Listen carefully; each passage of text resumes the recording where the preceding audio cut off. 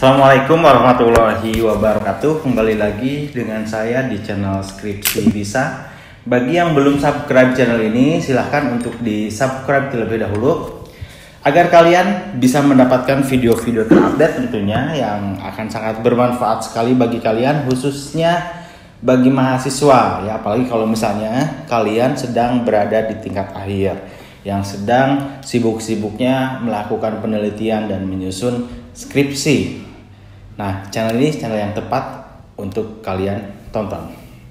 Di video kali ini, saya akan membahas mengenai salah satu bahasan metode penelitian kualitatif. Ya. Kalau dalam proses pengumpulan data, penelitian kualitatif, wawancara ini merupakan salah satu metode pengumpulan data yang populer ya. Nah, selain itu, selain wawancara, ternyata ada yang nggak kalah populernya. Teknik pengumpulan data yang kita sering kenal dengan istilah focus group discussion ya, atau diskusi kelompok diskusi terarah ya. Focus group discussion ini salah satu metode riset dalam pengumpulan data selain wawancara yang memang populer ya. Disingkat FGD, focus group discussion.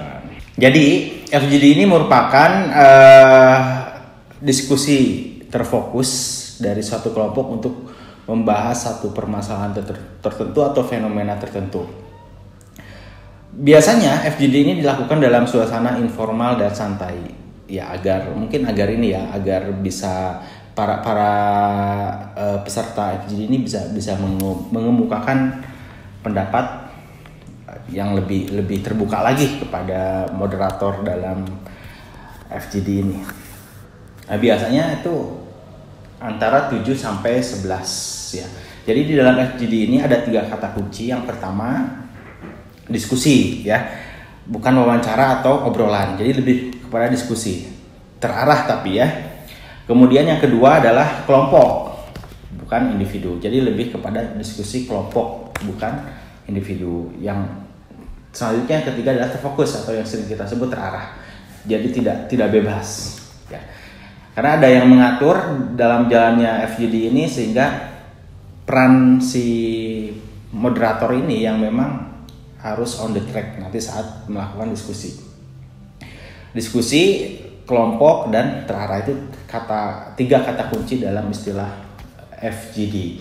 Kita akan bahas karakteristik FGD ini di video ini. Nanti di video berikutnya saya akan coba buat semacam prosedur pelaksanaan FGD itu seperti apa. Nah, di video kali ini kita akan bahas mengenai karakteristiknya terlebih dahulu. Berarti intinya FGD ini satu proses pengumpulan data dan informasi yang sistematis mengenai satu permasalahan yang akan kita kaji, yang akan kita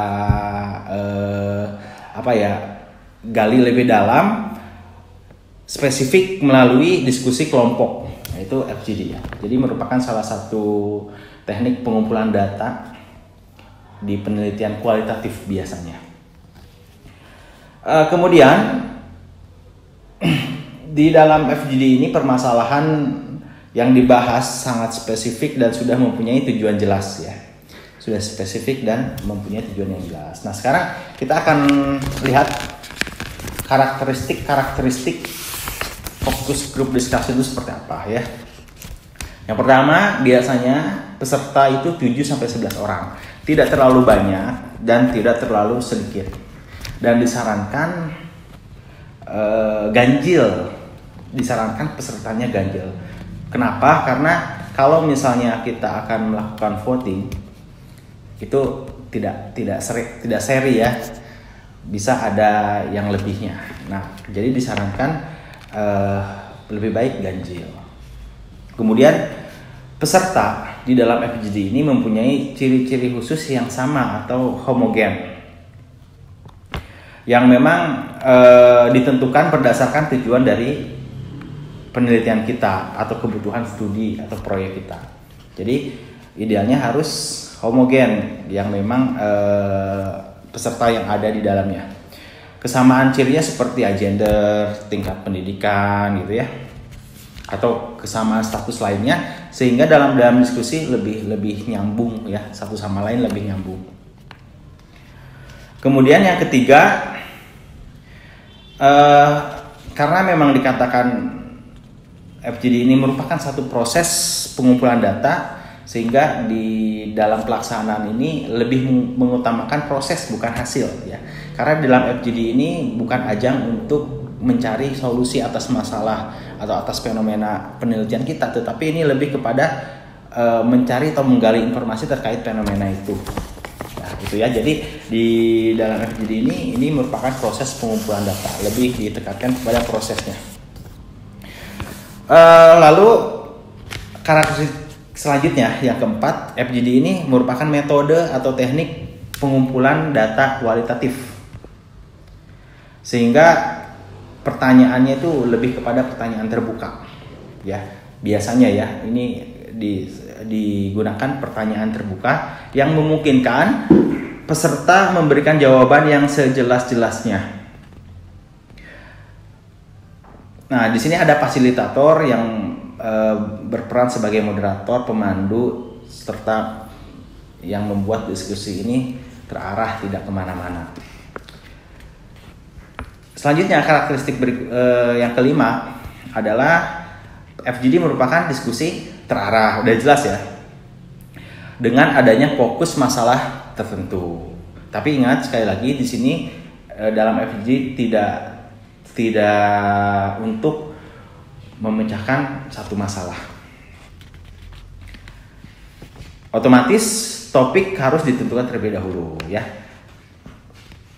Nah, sekarang yang keenam, lamanya waktu dalam proses diskusi terarah ini antara 60 sampai 90 menit ya, tidak terlalu sebentar, tidak terlalu lama. Kalau terlalu sebentar khawatir kita tidak bisa menggali informasi lebih dalam atau mendapatkan data lebih dalam dari peserta.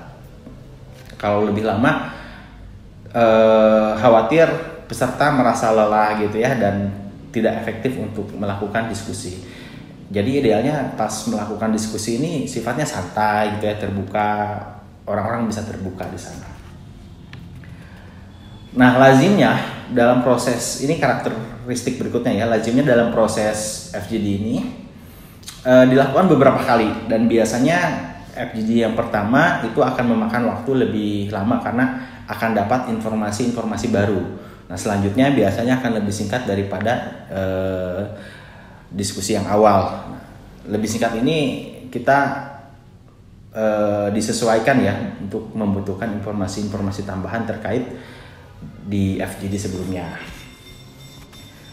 Nah, yang kedelapan karakteristiknya adalah sebaiknya FGD ini dilakukan di ruangan atau di tempat yang lebih netral ya, sehingga lebih bisa menggali pendapat atau kita bisa mendapatkan data-data yang sesuai ya.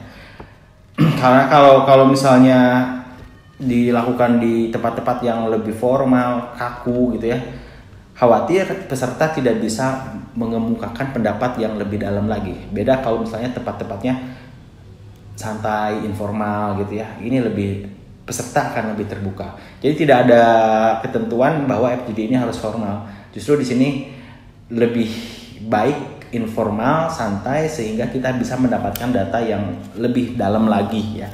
Dan si peserta bisa berpendapat banyak yang sesuai yang dirasakan oleh peserta itu ya, yang kita bisa dijadikan data penelitian. Kalau di tempat ibadah gak boleh FGD di tempat ibadah gak boleh ya, bisa mempengaruhi keleluasaan dan kebebasan peserta ya. Intinya peserta harus bebas berpendapat namun terarah, yang diarahkan atau dipandu oleh seorang fasilitator atau moderator. Itu bahasan mengenai FGD ya. Jadi intinya FGD ini merupakan salah satu teknik pengumpulan data kualitatif ya dalam metode penelitian kualitatif. Jadi selain wawancara, metode FGD ini juga populer dilakukan. Terima kasih. Nanti kita akan lanjut di seri video untuk metode kualitatif. lebih kepada teknis pelaksanaan FGD itu harus seperti apa. Terima kasih perhatiannya. Assalamualaikum warahmatullahi wabarakatuh.